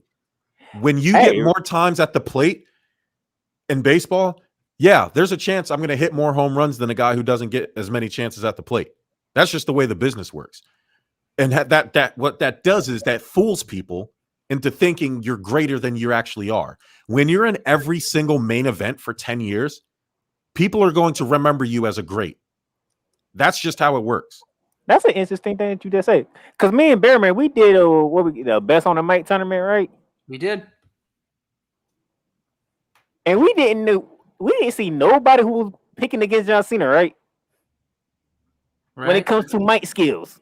Until you get to the main people that is like in the class of their own when it comes to mic skills. Well, mic skills are down in WWE the last several years, but yes. Yeah, that's why. And Darnell, speaking of that, who was it that John Cena went against? Was it Triple H? Was it Triple H? I got to go back. It probably. I'm pretty sure. It should have been me. I can put it. I can pull It it up. should have been Ricky for sure. Mike's I'm skills, pretty sure Mike's it, skills unparalleled. I'm pretty sure it was Triple H, and if it was against Triple H, I made a very good point that Triple H is obviously the guy when it comes to promos, because Triple H, there's the heel Triple H Evolution, the good guy DX, the heel from the Attitude Era. I mean, there's all these evolutions of Triple H from 1998 to like 2007. As much as we are gonna freaking sit here and douse Cena in kerosene. Again, if you only have if long term, I can't tell you how many appearances it's been because I just really haven't been watching as much as I would love to. All right, I'll be dead honest with you on that. But also at the same rate, if you have him signed for that long, you have to do something with him. Yeah. You cannot just have him pop in, shoot a fucking promo, and then have him fucking disappear again. If you you could get another match out of him. You can get another Randy Orton match out of him. But you could also probably say, hey, you know what? Let's say, again, the inklings are, and this is the spoiler. Let's say Roman is going to film another movie. Mm-hmm. Let's just say, what if the head of the table takes a vacation for 2 months? Whether it be a movie or some other thing, he needs some time off or whatever, and you put the strap on Cena for the rest of his appearances, and you have him come back at Survivor Series and just totally just destroy Cena. I mean, I can't say it's probably a great segue for it to happen, but a lot of the times that Cena's been out, from what I've seen, he's had pop. You have not heard that Cena, let's go Cena sucks thing as much as you heard in the past. No. Like, it's totally been a ball-changing thing when this thing happened. So, again, like, I kind of see as like, hey, man, we brought Cena back. We kind of knew that probably something was happening with AEW, with Punk, Daniel Bryan, and everybody else going there. Like, this is probably going to be the one thing that may save our asses for a few weeks. And so we have to figure it out since the game keeps changing. But those promos, though. It was he lost to The Rock. Oh wait! Johnson lost to The Rock. Okay, he beat Triple H and lost to The Rock. Okay. Yeah, that was correct. Who voted on that? Everybody who wanted to vote. Everybody, you should be ashamed. We didn't vote. We just threw the matches out there, and we let the people. We didn't vote. Listen, Darnell and I did not vote. Anybody who voted that John Cena is a better mic worker than Triple H, you are a loser, and your entire family are losers. That is the most ridiculous thing I've ever heard in my life. John Cena works a microphone and cuts a better promo than Triple H. Are you out of your mind? In what universe? I mean, obviously the WWE universe. From what we get out of that, everybody loved the Dr. Economics. Let's not forget, Triple H, his promos easily got people to chant "asshole, asshole." No, that was Austin. And then Triple H would counter by saying, "That's exactly what I am, and I'm proud of it." So Triple H, I mean, come on, there's all the evolutions of Triple H. Triple H has sold entire storylines. He has created more stars through his promo work than any other talent during his active time wrestling. He has. Unbelievable that people actually thought that. John Cena and the Dr. Thugonomics, he rapped. That wasn't even cutting a promo. He made stupid jokes in his raps. He didn't tell a story. He didn't progress anything. He didn't do anything other than rap. That's ridiculous. Whoever voted on that, find me so we can fight, because that's ridiculous. Hey, we can do a part 2 and add you to the list now. Let's go. I'm with it, because I want to face these people. I probably feel there was no way he'd beat The Rock. I probably feel I'm gonna have a somehow get involved in that mic work thing. Yeah, I need that. Because Jamal's gonna sit there and be like, there's gonna be a name on this list that's not there, and he's just gonna shout out one name. Yeah, I will. I'll shut everything down. I'll start flipping tables. I swear I will. Oh, trust me, Jamal, trust me. I feel you, because guess what? One person picked Steven Richards against The Rock. I was like, all right, enough. All right. Anyway, enough. Listen, Ricky, you did say something, and I had to go back and kind of read what happened. You may be right. You may have changed my mind on this John Cena thing. Roman Reigns said he would leave WWE. He didn't say he would quit. He said he would leave. Now, leave is an open-ended thing. Leave means I could leave for the show, I could leave for the week, I could leave for the month, I could leave for the year. Leaving doesn't mean I'm not coming back. So he specifically said I would leave WWE. Go on leave, which means temporary. Leave means I'm leaving. That doesn't mean I'm not coming back. Right? So I'm gonna put it to you like this. Mm. I'm gonna put it to you like this. Yes, he said if he loses the title, he would leave WWE. Mm-hmm. Guess what? I'm here to tell you right here, right now, John Cena's not winning.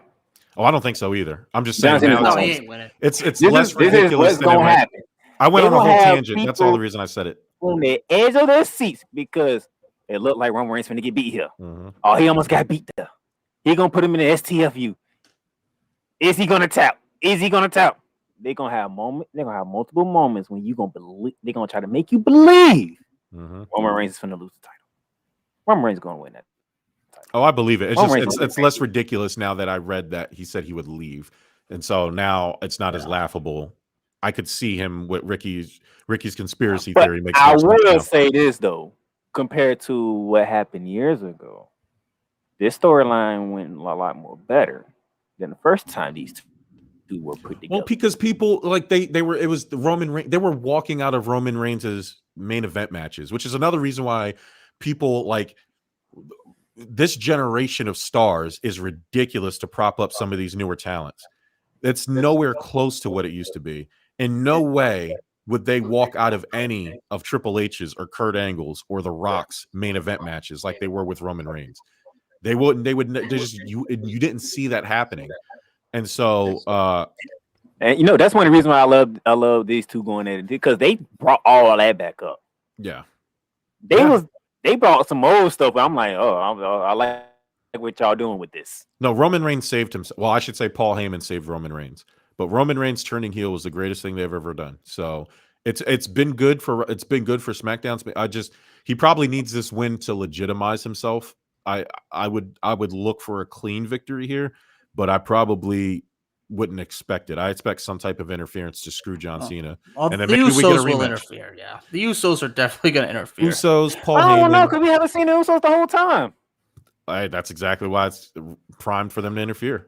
You know what though? I think that at the whole height of this match, you don't want the Usos there.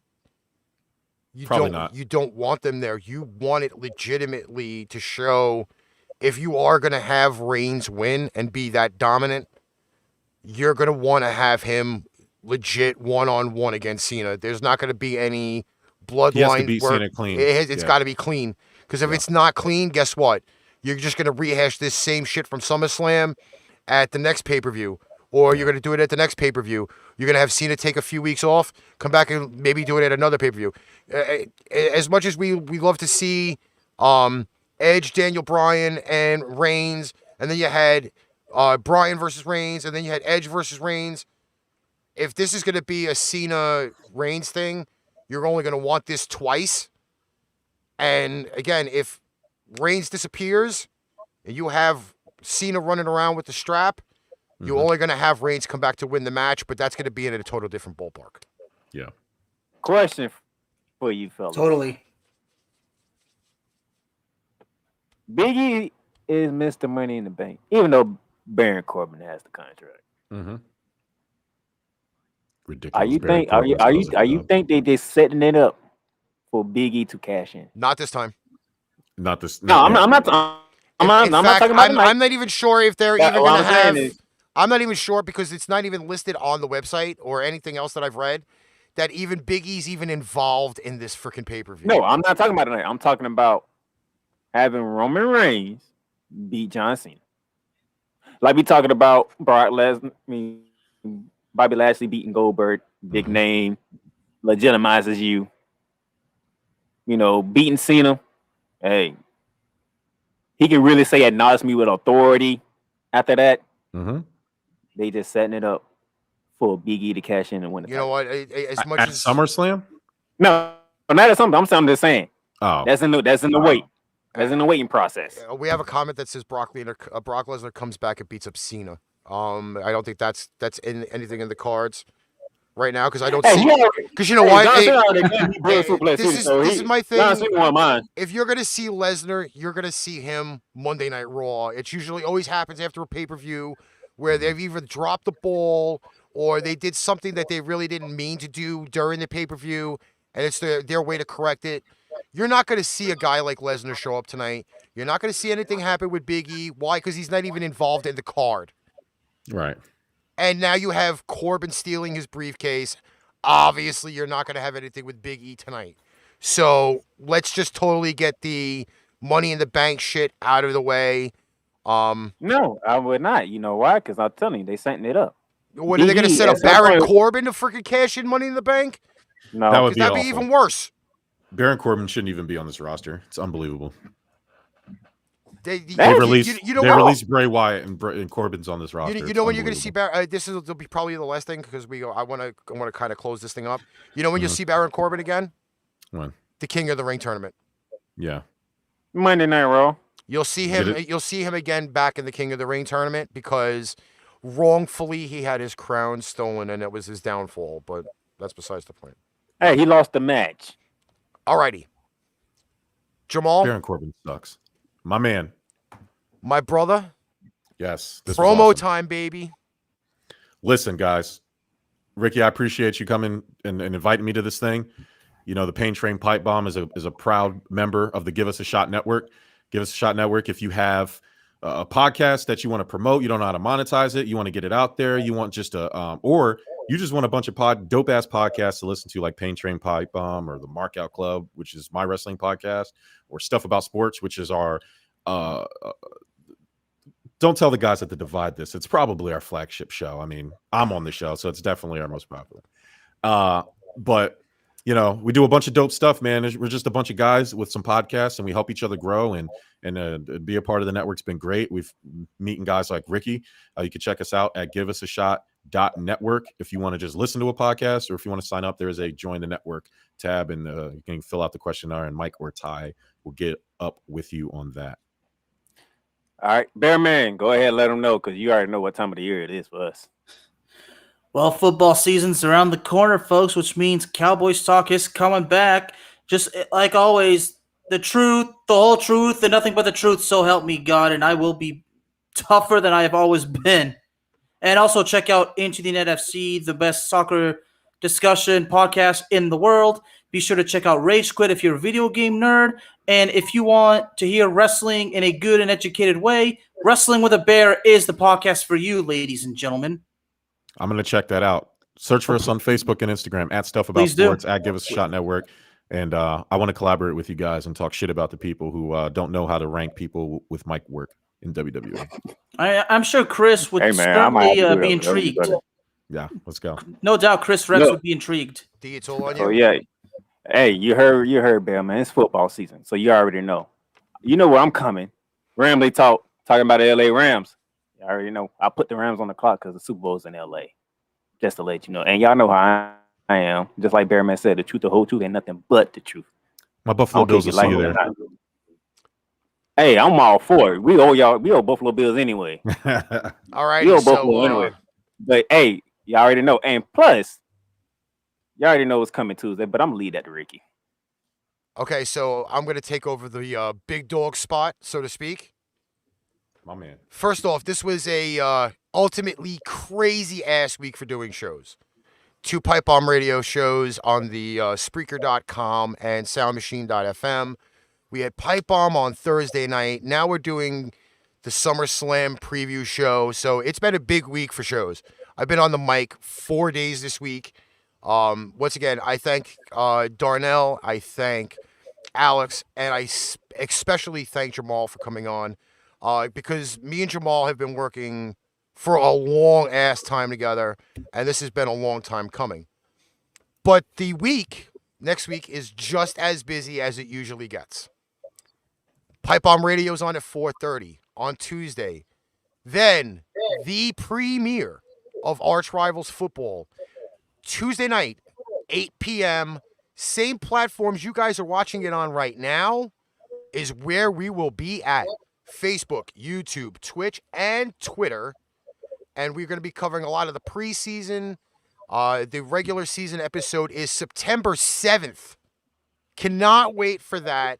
And if you have not seen Arch Rivals Football, let me tell you, it is a tune-in show. You want analytics? You got them. You want attitude? You got them. You want fanfare? Guess what? You've got it. Arch Rivals will not be the same as it was before. It'll be a lot more kick-ass, and I cannot wait to do it. Arch Rivals is on Facebook. It is on the PIpebomb YouTube channel. And I really seriously can't wait. But I do thank everybody that did tune in today. Your viewership and listening was much appreciated. And on that note, this is PIpebomb Radio NYC. Once again, thanks to Jamal, thanks to Alex, and thanks to Darnell for being on. I'm Ricky Litwinkowicz, and we are out of here. Hey, did you Boom. click the like button, follow, share, subscribe, share out all of our shows to your social media.